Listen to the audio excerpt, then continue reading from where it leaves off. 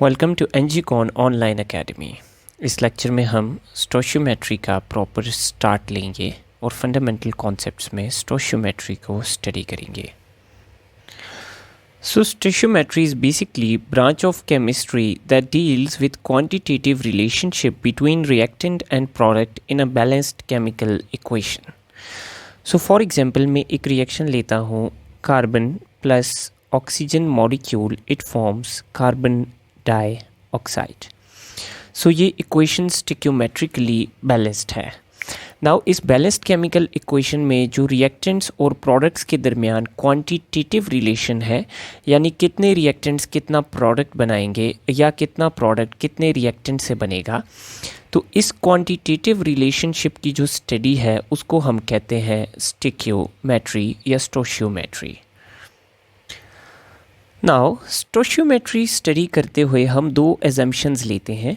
First assumption ये है कि हम जितने भी रिएक्टेंट्स लेंगे वो इक्वेशन के मुताबिक पूरे कन्वर्ट होंगे into products. So all the reactants are converted into products, यानी रिएक्शन कंप्लीट होगा, हमारे पास रिएक्शन जो है वो पार्शल नहीं होगा।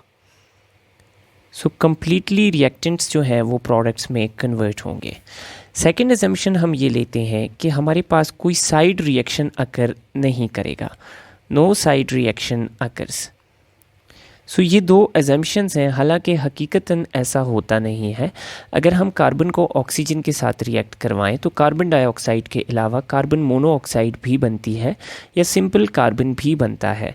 लेकिन स्टिक्योमेट्री में हम लोग ये दो एजम्पशंस लेके चलते हैं कि एक तो जितने भी रिएक्टेंट्स हैं वो कम्प्लीटली प्रोडक्ट में कन्वर्ट होंगे, और सेकेंडली जो हमारे पास इक्वेशन जो रिएक्शन शो कर रही है वही रिएक्शन होगा, उसके अलावा कोई साइड रिएक्शन अकर नहीं करेगा।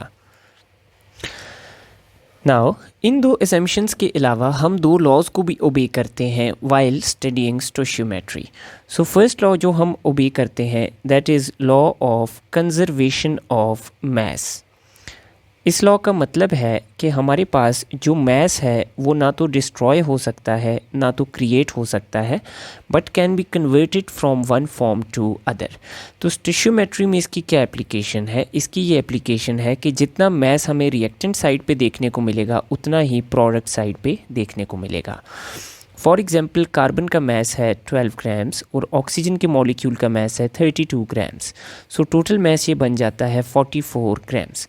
जबकि प्रोडक्ट साइड पे हम कार्बन डाइऑक्साइड का मैस देखें तो it is also 44 grams.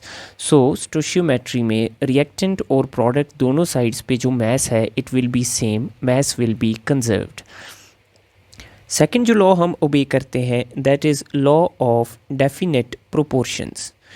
Now law of definite proportions is also called Proust's law. ये जोसेफ प्राउस्ट नाम के साइंटिस्ट ने दिया था। Now this is a very simple law. Law of definite proportion कहता है कि अगर आपके पास एक कंपाउंड है, से फॉर एग्जांपल वाटर, तो आपको जहाँ कहीं वाटर मिलेगा अर्थ पे या जहाँ भी, तो वाटर में हमेशा एलिमेंट्स की प्रोपोर्शन सेम होगी। तो वाटर के फॉर्मूला में है H2O, तो वाटर आपको जहाँ कहीं मिलेगा तो उसमें 2 हाइड्रोजन के एटम्स और 1 ऑक्सीजन का एटम ही होगा। The proportion of elements in a compound will always be equal. So in दो लॉज को हम ओबे करके स्टोशियोमेट्री को आगे लेके चलते हैं। Now the first and most basic concept of stoichiometry is the mole. Mole is basically a unit of amount of substance. ये अमाउंट ऑफ सब्सटेंस का यूनिट है। Now what exactly is a mole? So mole is the atomic और molecular mass of element और compound expressed in grams. सो अगर हम एक element ले लें, फॉर एग्जांपल मैं लेता हूँ सोडियम का एलिमेंट। सोडियम का एटॉमिक मास है 23। सो अगर मैं इस मैस को ग्राम्स में एक्सप्रेस कर देता हूँ, यानी मैं कहता हूँ कि मैंने 23 ग्राम्स ले लिए सोडियम के। So 23 grams of sodium is equal to 1 mole of sodium. इसी तरह मैं एक और एलिमेंट लेता हूँ सिलिकॉन। सिलिकॉन का एटॉमिक मास है 28। तो इस एटॉमिक मास को जब मैं ग्राम्स में एक्सप्रेस करता हूँ, यानी अगर मैं कहता हूँ मैंने 28 ग्राम्स ऑफ सिलिकॉन लिए, तो it is equal to 1 mole of silicon. तो किसी भी एलिमेंट का अगर हम एटॉमिक मास को ग्राम्स में कन्वर्ट करके लिखते हैं तो वो वैल्यू हमारे पास उस एलिमेंट के 1 मोल के इक्वल होती है। Now similar is the case for compounds. For example if I talk about HCl, तो HCl का मॉलिक्यूलर मास है 36.5।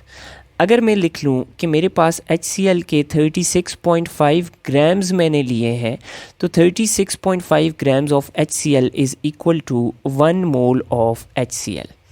सिमिलरली मैं एक और कंपाउंड लेता हूँ सल्फ़र डाइऑक्साइड। सो इसका मॉलिक्यूलर मास है 64। तो अगर मैं इसको लेता हूँ 64 ग्राम्स ऑफ सल्फ़र डाइऑक्साइड, तो it is equal to 1 mole of sulphur dioxide. So जब कभी हम किसी एलिमेंट या किसी कंपाउंड का जो मास है उसको ग्राम्स में लिखते हैं तो that is equal to 1 mole. So mole is the amount of substance.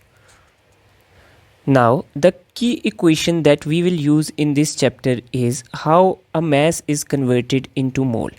So, mole of a substance is equal to given mass, यानी वो mass जो हमने लिया है divided by molecular या atomic mass.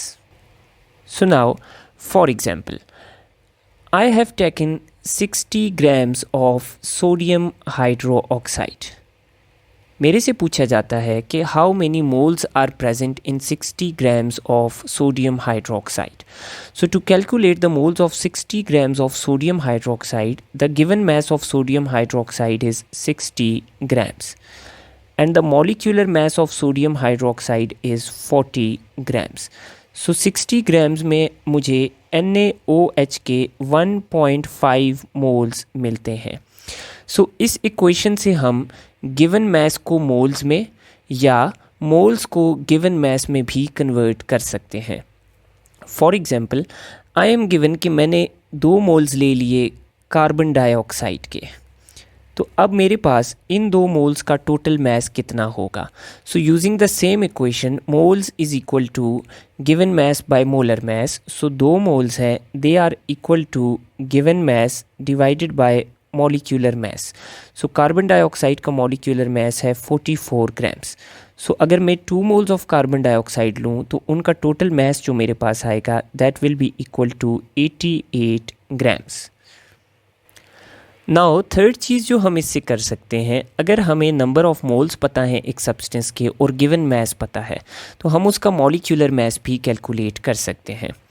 फॉर एग्ज़ाम्पल मुझे पता चला कि एक एलिमेंट है उसके एक कंपाउंड है उसके 200 ग्राम्स लिए हैं और उसके 200 ग्राम्स में हमें मिलते हैं उसके 2 मोल्स, तो इसका मोलर मास कितना होगा। So moles is equal to given mass divided by molecular mass.